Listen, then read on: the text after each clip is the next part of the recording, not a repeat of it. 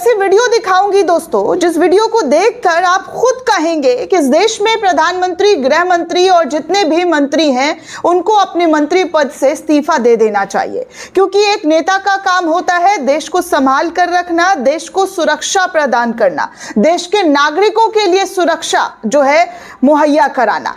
लेकिन ऐसा हो नहीं पा रहा है। बहुत अफसोस के साथ मुझे कहना पड़ता है दोस्तों, ऐसी तस्वीरें देखकर, ऐसी वीडियो देखकर कि आखिर हमारे देश में इन नफरती गैंग के तथाकथित लोगों पर कब कंट्रोल किया जाएगा, कब लगाम लगाया जाएगा ऐसे लोगों पर जो खुले तौर पर आतंक को फैला रहे हैं, उग्र मचा रहे हैं, हिंसा को न्योता दे रहे हैं। इसे ऐसे ही नामों से सोशल मीडिया पर लोगों के जरिए नवाजा जा रहा है। मैं वो तमाम तस्वीरें आपको एक एक करके दिखाऊंगी और भी कई बड़ी खबरों पर चर्चा करूंगी। लेकिन सबसे पहले दोस्तों, मैं आपको कुछ ऐसी तस्वीर दिखाऊंगी, कुछ ऐसे वीडियो दिखाऊंगी जिसे देखकर आप भी कहेंगे कि सुरक्षा देने वाले जो गृह मंत्री हैं, इस देश के जो जिम्मेदार मंत्री हैं, उनको आखिर हो क्या गया है।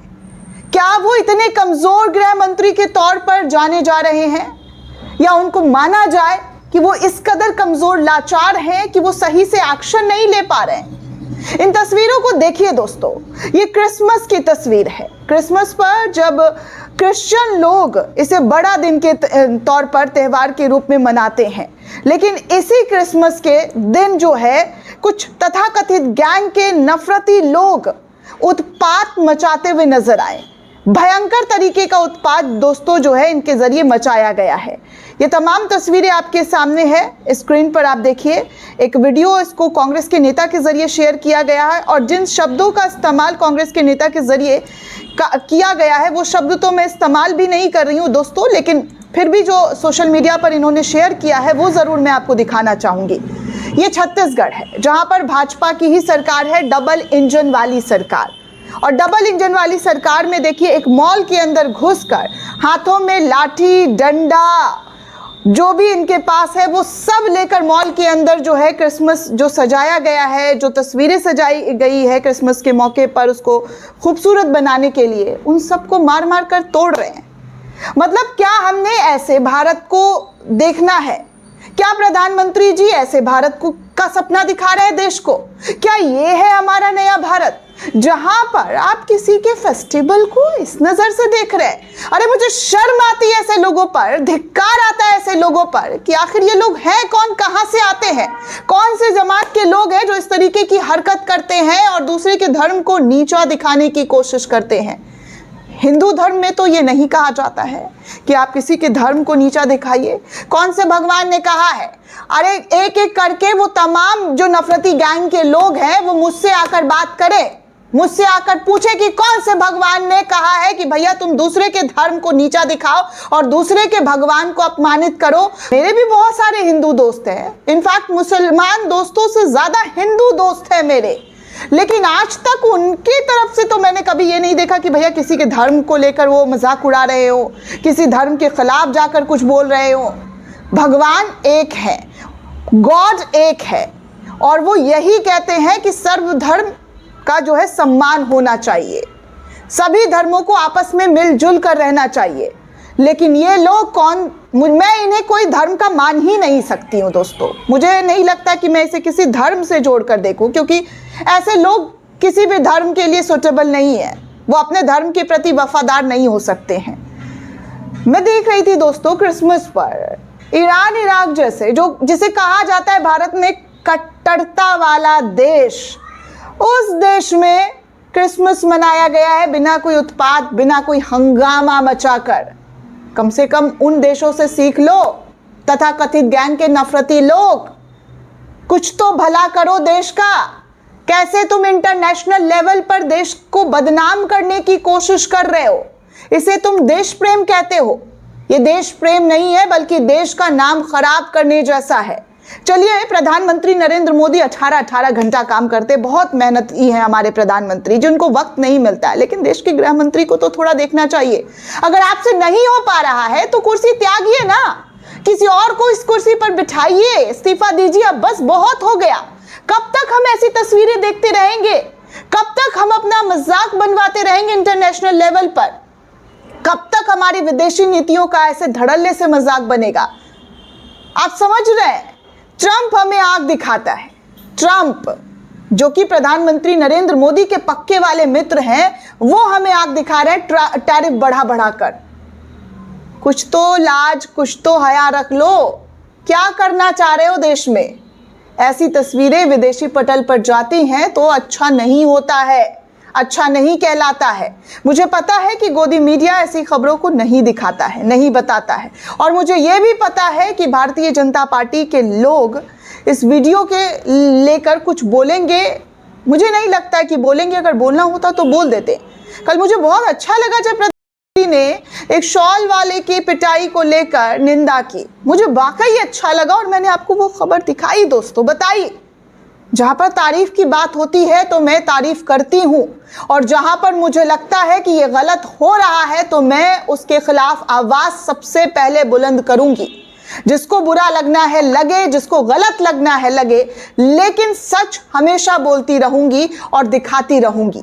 देखिए, कुणाल शुक्ला जो कि कांग्रेस के नेता हैं, वो लिखते हैं कि इस गुंडई से छत्तीसगढ़ की छवि अंतर्राष्ट्रीय स्तर पर खराब हुई है। दरअसल छत्तीसगढ़ में कानून व्यवस्था अब गुंडों के हाथों में सौंप दी गई है, और इसकी जो प्रस्तुति है वो एक मॉल के अंदर देखने को मिली। पुलिस और सरकारी संरक्षण के साये में लोग खुलेआम गुंडागर्दी कर रहे हैं।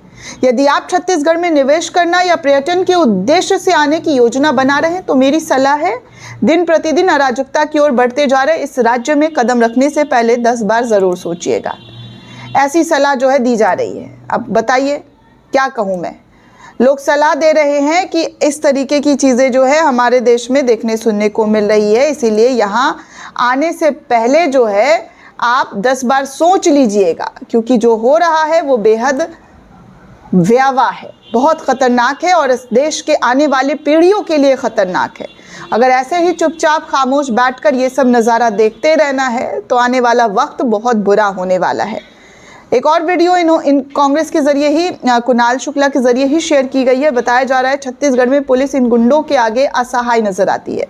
राजधानी रायपुर में के मैग्नेटो मॉल में क्रिसमस की सजावट तोड़ने वाले गुंडों के समर्थन में आज तेलीबांधा थाने को घेर लिया गया है। थाने के सामने सड़क पर कब्जा करके ट्रैफिक को जाम कर दिया गया है और पुलिस मुख्य दर्शक बनकर सब देख रही है।